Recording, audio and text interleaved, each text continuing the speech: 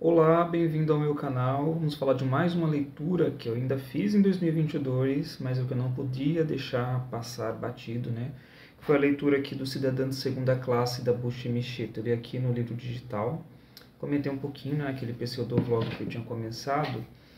E eu fui aos poucos lendo e quando me vi já estava grudado nesse livro. E é aquele tipo de livro que acontece muitas reviravoltas na vida da personagem principal. E aí você, meu Deus, essa mulher não vai ter fim, essa mulher não vai ter um sossego. E aí você vive grudado nessa história, nesse nível o livro, tá? E eu demorei muito para ler a Bucha Mecheta, até porque ela teve, né, suas obras publicadas aqui no Brasil quando a Chimamanda, né, indicou para a TAG As Alegrias da Maternidade. Se eu não me engano, era por volta de 2016, 2017. E aí, né, muita gente lendo, né, muita gente descobrindo mais uma autora nigeriana, o que é ótimo. Eu demorei um pouquinho para ler.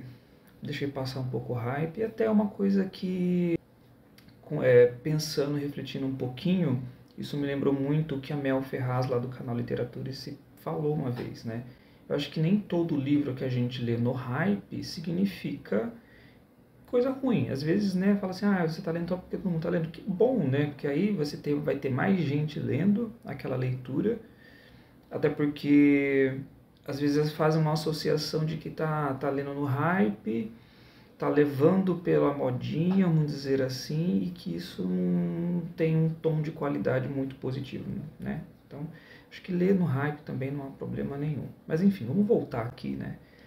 É, Então eu li agora, em 2022, já quero ler outras coisas que essa autora escreveu, porque, e digamos assim, que eu comecei muito bem, obrigado, tá? Porque ela trouxe as alegrias da maternidade, só que esse livro aqui é diferente das alegrias da maternidade.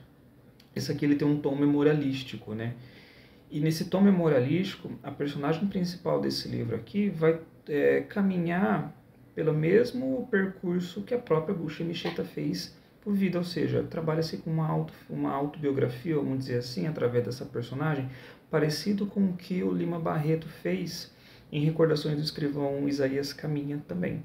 Né? Você vai usar um personagem de ficção para recontar a sua própria história. E esse tom memorialístico a gente percebe porque a história de vida da Bucha Mecheta é uma história complexa, é uma história de idas e vindas doloridas, de encontros com pessoas que, de certa maneira, apesar de terem feito mal para ela, lapidaram ela a se tornar essa autora que ela é hoje, né? E que, de certa maneira, a gente já pensa que nesses momentos de dores, nesses momentos mais difíceis, complexos, é que é onde dá para se brotar as mais belas artes. E ela pegou tudo isso e remoeu, espremeu e fazer o quê? Vou colocar isso naquilo que eu mais sei fazer, escrever. Então eu pensei mais nesse sentido. Então a personagem principal aqui é a Ada, né? Ela é essa menina que vive lá na Nigéria, em Lagos, e que ela tem ali um irmão mais velho, e esse irmão mais velho frequenta uma escola. E ela tem muita vontade de frequentar uma escola também. A gente tem aqui uma sociedade onde é patriarcal, né? Então, onde homens conseguem ali muita coisa. E há ali o teor sexista, onde as mulheres são designadas para determinadas funções, têm determinadas formações. E por ela ter esse desejo de ir para a escola, ela não vai para a mesma escola que o irmão. Ela acaba indo para uma outra escola. E ela é um tipo de personagem que a gente vai olhando assim, ela vai olhando essa situação em volta dela, da família dela, ela, isso não é legal, né? Eu quero mais que isso. Ela não fica simplesmente acomodada a viver aquilo porque ela nasceu assim, naquele lugar e nada vai mudar.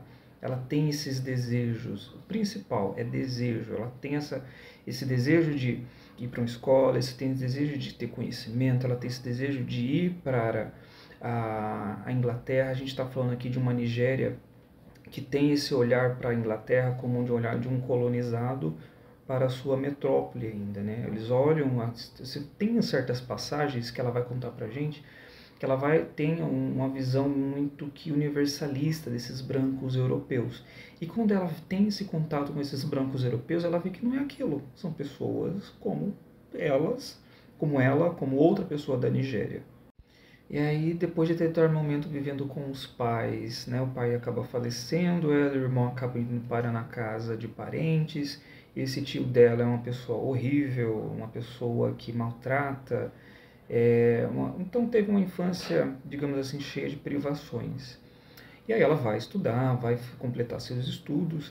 Ela conhece o futuro marido dela, o Francis, e ela acaba se rendendo, a gente percebe que ela acaba se rendendo um pouco a esse casamento, porque diante das tradições que ela estava acostumada a lidar na sociedade, ela sendo uma mulher solteira, sem pai, sem mãe, só tendo um irmão mais velho, não seria boa coisa. Então, através do casamento, ela vê a possibilidade de tentar conquistar aquilo. Seria um passo para ela conquistar aquilo sem ter muita dificuldade. Ela tem uma boa conquista financeira, né? Inclusive ela começa a bancar as coisas ali, e a casa dela, né, a família dela é uma família que acaba se destacando das outras dentro ali de Lagos, né? Ela acaba tendo uma condição melhor, pagar empregadas inclusive, e a condição dela financeira é tão boa que ela acaba arcando com as despesas da família, né, na maioria dos casos, e o marido dela acaba tendo uma oportunidade de ir para Londres estudar, já que ele tinha ganhado uma bolsa. E ela acaba arcando com os custos financeiros. E a coisa começa a degringolar quando, primeiro, é ele que vai, né? Nem é a família inteira, é ele que vai, né? E ela acaba ficando, e isso já acaba sendo ali uma poda um pouquinho ali naquele ímpeto dela de querer ir para Londres, né? E aí, claro, passado alguns momentos, ela consegue ir para Londres, leva o filho dela, e chegando lá, acontece assim, uma reviravolta na vida dela. Aí, chegando em Londres, ela percebe que há essas interseccionalidades, vamos dizer assim, que antes ela não percebia, né? Enquanto ali na Nigéria, ali em Lagos, essa questão de gênero era muito marcada diante das tradições que a família dela estava inserida. Quando ela chega em Londres, ela percebe que além dessas questões de gênero, tem as questões de raça e etnia, né? As questões econômicas também.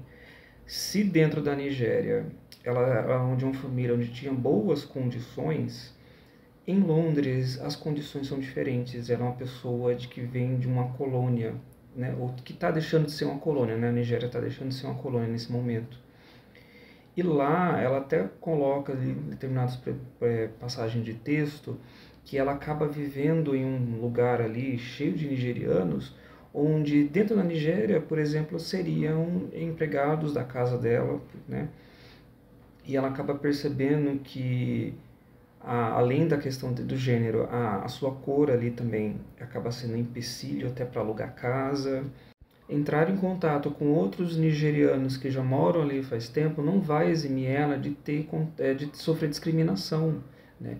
Eles têm ali modos de vivência para tentar se adequar a esse novo padrão de vida que faz eles, como por exemplo, dar o filho deles à adoção para pessoas brancas. E aí até coloca, não importa se a pessoa branca faz coisas erradas, não importa se a pessoa branca é de má índole, ela é branca. A branquitude universal apaga qualquer coisa. E essa nova vida em Londres também não vai apagar os desejos dela. Ela vai continuar assim, querendo mais que aquilo que a vida oferece para ela. E ela vai ali conseguir bons empregos, né? Ali na biblioteca, alguma coisa assim do tipo. Ela vai acabar engravidando algumas vezes. E você vai percebendo que enquanto ela é uma pessoa resiliente diante das coisas, o marido dela não. O marido dela é entregado às tradições ainda, e o fato de estar fora do país, ele tem certos receios que aquelas tradições se apaguem, e a figura do homem, né, que essa tradição coloca também vá por água abaixo, vamos dizer assim. Uma pessoa detestável, um personagem ali detestável, e que faz uma figura de um antagonista, um vilão ali praticamente dentro da história, até porque essa história não há de se ter vilão. eles acabam tendo contato com outro tipo de construção, principalmente familiar também, né? Eles vêm ali da tradição deles, onde é uma família que reside ali dentro de uma casa, onde há uma mulher que é subalterna ao marido, o pai é o centro das coisas e tem os filhos ali. Ali não, ele também tem receio disso, de que essa construção que ele sempre viu como a natural, das coisas que devem ser, porque é assim que ele cresceu vivendo, e ele tem medo que isso caia por terra, né? Ele tem medo de que a mulher seja uma pessoa de forte personalidade e que acabe, digamos assim, com o próprio casamento e deixando a função dele de como marido, provedor das coisas, até porque ele nunca foi, do lado de fora. Portanto, a gente vai acompanhar ali momentos de violências físicas e principalmente algumas violências simbólicas que esse personagem vai fazer, né? Porque ele está numa posição privilegiada de como homem provedor da família. E a mulher é uma coisa subalterna ali, uma moeda de troca que o casamento ali acaba lhe favorecendo. E mesmo assim, a Ada ela vai ter muita resiliência, né? E inclusive tem as passagens que ela vai começar a escrever um livro. E é aí que a gente encontra, né, toda a questão de trazer isso tudo, essa dor, essa complexidade, essas dificuldades para dentro do seu fazer arte, né? E o que a Bucha Mishita fez aqui é incrível nesse sentido, né? Ela teve ali o deslocamento dela, né, de sair ali da Nigéria de ir para o Reino Unido, mas também esse é um deslocamento bem assim gritante na nossa cara. Mas há outros deslocamentos em que ela teve na vida dela, né? Os deslocamentos na questão do matrimônio, quando ela já percebe que não é inviável continuar nesse matrimônio, os deslocamentos dela enquanto mulher dentro de uma tradição, né, e que deve ser seguida, o deslocamento dela dentro da família, né, quando ela já não se vê sem mãe, sem pai ali dentro, né, e de culturas também, né, você traz ali uma tradição dentro de uma cultura, quando ela chega naquele ocidente, no Reino Unido, é uma outra, e as tradições, os deslocamentos enquanto mulher, né, enquanto negra, e aí ela tem uma frase, né, que não importa, você ganha X isso, Y aquilo, ali dentro da Inglaterra você vai ser sempre aquela cidadã de segunda classe, né, que é o que dá título ali. Então, você, diante de tudo isso que você acaba lendo, né, você fica pensando, refletindo de como a voz dessa mulher, ela é carregada de reflexão a respeito de gênero, a respeito de classe e a respeito de cor. Pode ser até mesmo um processo de descolonização desse gênero, né, diante de essa tradição que vai ali só privilegiar homens, enquanto mulheres ali são sufocadas, né, subalternas, são as boas escravas dentro do casamento. E que não importa o que elas façam, elas vão sempre ser essa cidadã de segunda classe, até mesmo dentro do próprio casamento, né? E ela joga uma luz ali para a gente refletir um pouco sobre isso. Então, eu achei uma leitura espetacular.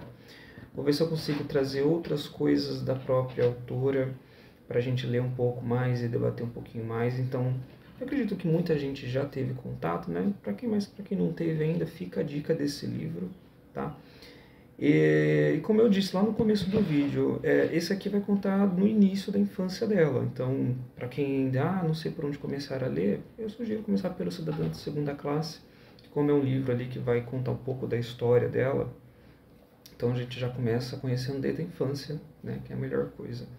Fica a dica então forte desse livro e dessa autora principalmente. E se você gostou do vídeo, curta, se inscreva, né, aí no canal. Compartilhe também suas impressões de leitura de que você já leu, né? Se alguém já entrou em contato com a autora. E deixa aqui embaixo pra gente. E até a próxima.